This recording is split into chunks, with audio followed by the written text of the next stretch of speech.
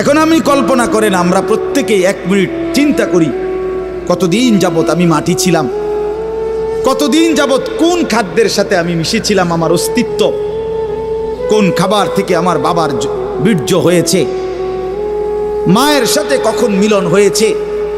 নির্দিষ্ট সময়ে মায়ের জরায়ুতে আল্লাহ তাআলা উভয় বীর্যের ফোঁটা একত্রিত করেছেন। এরপরে এই লম্বা সময় লাগাইয়া আবার আমারে ধীরে ধীরে বানাইছেন।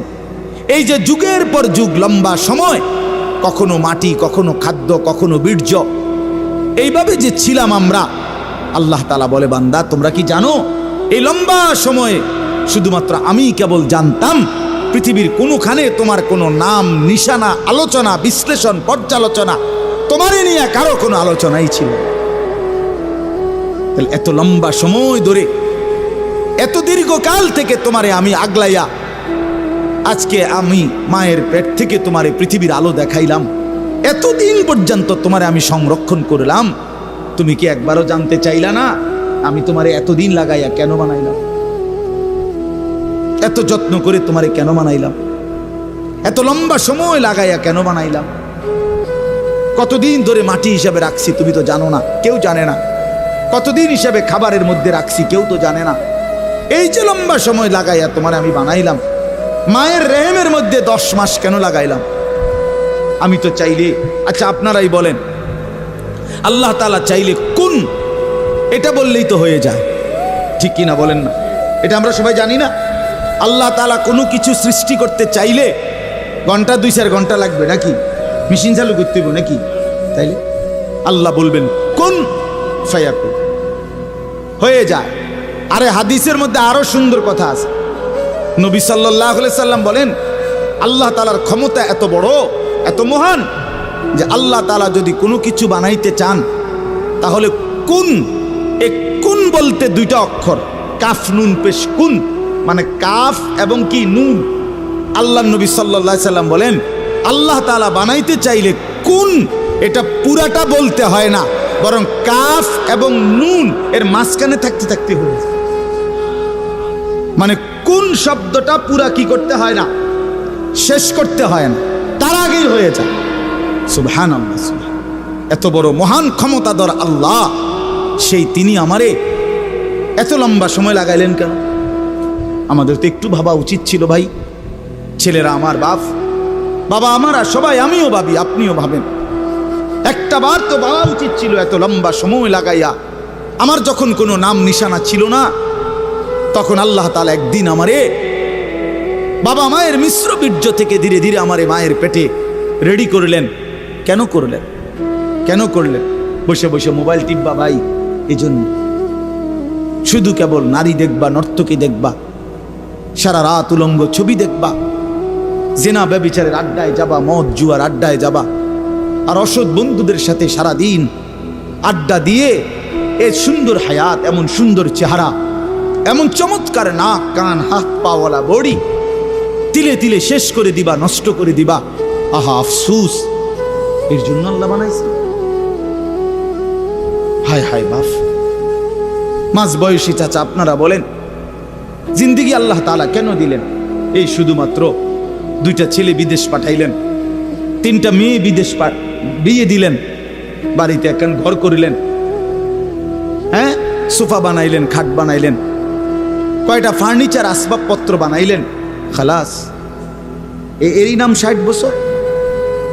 আল্লাহ তাআলা জিন্দিগির 50টা বছর উপার্জনের ক্ষমতা দিছেন এই শুধু এই যে ফার্নিচার আর এই গদ্দুর কদ্দুর, এই কদ্দুরের জন্য? একজন মুসলমান হিসেবে এই শেষ, এই জীবন?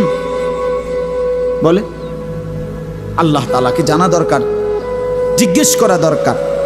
তো আল্লাহ তাআলা এই সূরার মধ্যে সেই প্রশ্নের উত্তর দিছে, বান্দা একটি লম্বা সময় পার করে আমি আল্লাহ তোমাকে পৃথিবীর অস্তিত্বে এনেছি, তুমি শোনো আমি তোমারে কেন বানাইছি।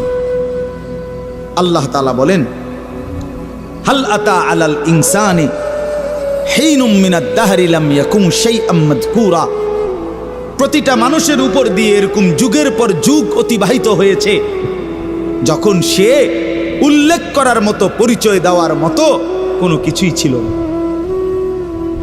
এই মাটিতে কার অস্তিত্ব কেউ বলতে পারে? ওই গাছে, ওই ফুলে, ওই ফলে, ওই খাদ্যে, ওই খাবারের মধ্যে কার অস্তিত্ব আছে আমরা জানি কেউ? শুধু জানে কে? আল্লাহ বলেন শুধু আমি জানতাম। লাম ইয়াকুন শাইআম মাযকুরা, এই পৃথিবীর কারো কাছে তুমি উল্লেখ করার মতো ছিলা না। আগামী 50 বছর পরে, আগামী 30 বছর পরে কার ঘরে কোন সন্তান আসবে এখন বলেন? আমরা জানি কেউ? তাই আল্লাহ তাআলা বলেন কেউ জানতা না, তুমি জানতা না, তোমার কোনো নাম দাম পরিচয় উল্লেখ ছিল না। দ্বিতীয় আয়াতে আল্লাহ বলেন সেই আমি আল্লাহ, ইন্না খালাকনাল ইনসানা মিন নুতফাতিন আমশাজ, একদিন আমি আল্লাহ স্বামী স্ত্রীর মিশ্র বীর্য থেকে তুমি মানুষকে সৃষ্টি করেছি।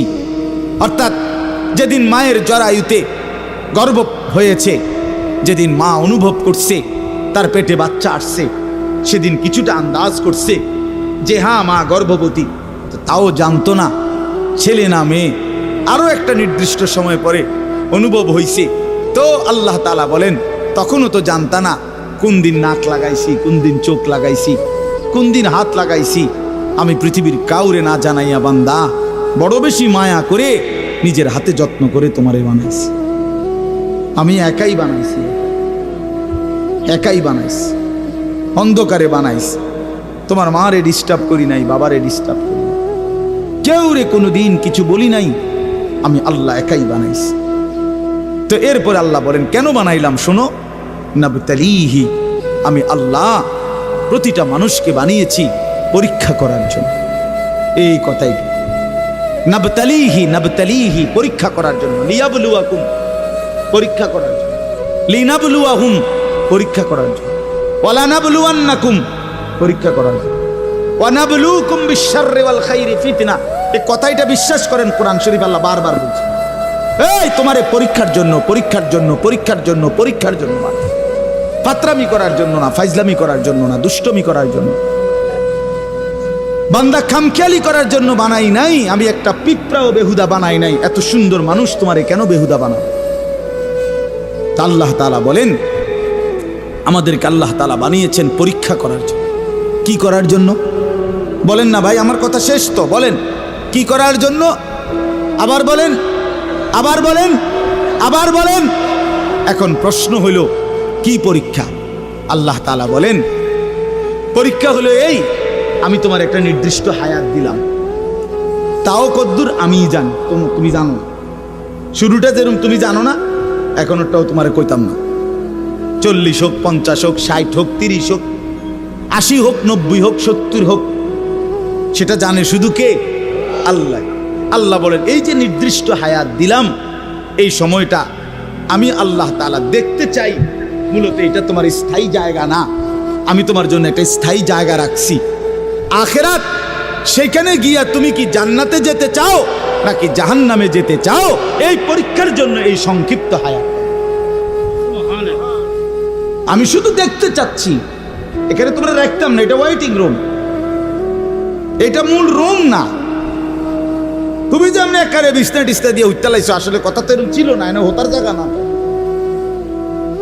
তুমি একেবারে ফাইলিং টাইলিং করিয়া, বিল্ডিং টিল্ডিং করিয়া, দরজা জানালা SS5 লাগাইয়া তুমি যে একটা বুঝ করে লইছো, তুমি তো মনে করছো আমার বাপ দাদা 14 গোষ্ঠী হয়তো মাটির ঘর আর বেড়ার ঘর আসিল দেখে মরিয়া গেছে, কিন্তু SS5 এর ঘরে তো মানুষ মরে না। না, SS5 এ মরে না।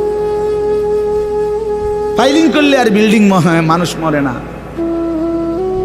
আল্লাহ বলে না বান্দা, অল্প সময়ের হায়াত পরীক্ষা করার জন্য, যে আসল হায়াত জান্নাতে যাবা না জাহান্নামে যাবা, এই পরীক্ষার জন্য। এখন আসেন শেষ অংশ। আল্লাহ বলেন আমি যদি প্রশ্ন করি আল্লাহকে, তাহলে আল্লাহ ঠিক আছে আমি বুঝলাম, আমারে আপনি পরীক্ষা করার জন্য এই পৃথিবীতে হায়াত দিলেন। কিসের পরীক্ষা? আমি কি জান্নাতে যেতে চাই না জাহান্নামে যেতে চাই, এই পরীক্ষা। কথা বুঝছেন কিনা বলেন? এখন পরীক্ষায় পাশ করার জন্য, পরীক্ষায় উত্তীর্ণ হওয়ার জন্য, জান্নাতে যাওয়ার জন্য, জাহান্নাম থেকে বাঁচার জন্য আপনি আমারে কি কি ব্যবস্থাপনা দিছেন?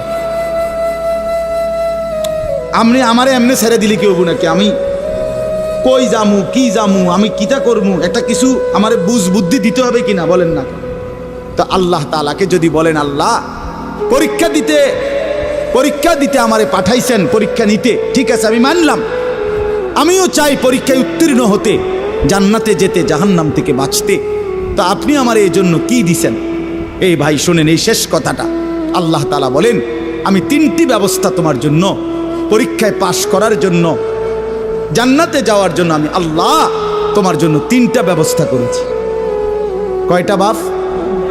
1 নাম্বার ফাজআলনাহু সামিআন বাসীরা, আমি আল্লাহ তাআলা শুনবার জন্য কান দিয়েছি, দেখবার জন্য চোখ দিয়েছি।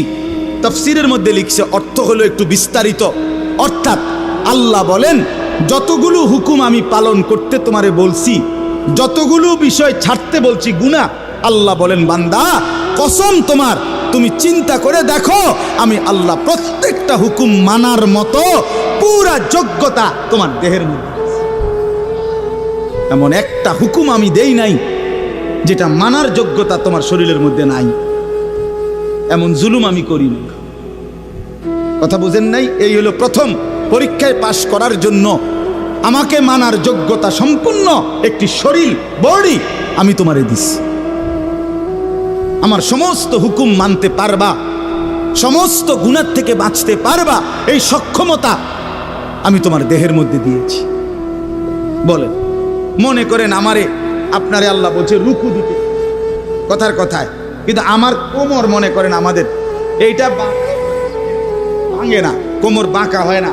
তো এরপরে যদি বলতো সেজদা দাও, একটা কলা গাছেরও যদি বলতো সেজদা দাও, একটা তাল গাছেরও যদি বলতো সেজদা দাও, আমারও যদি এরকম তাল গাছের মতো সোজা বানাইতো, যেটার মাঝখান দিয়ে কি হয় না, বাঁকা হয় না, তাইলেন এটা জুলুম, তাইলেন এটা অন্যায় হইতো যে আল্লাহ আপনি আমার কি করলেন, কইলেন রুকু দিতাম, তো আমি কেমনে রুকু দিতাম, আমার তো কোমরে বাঁকা।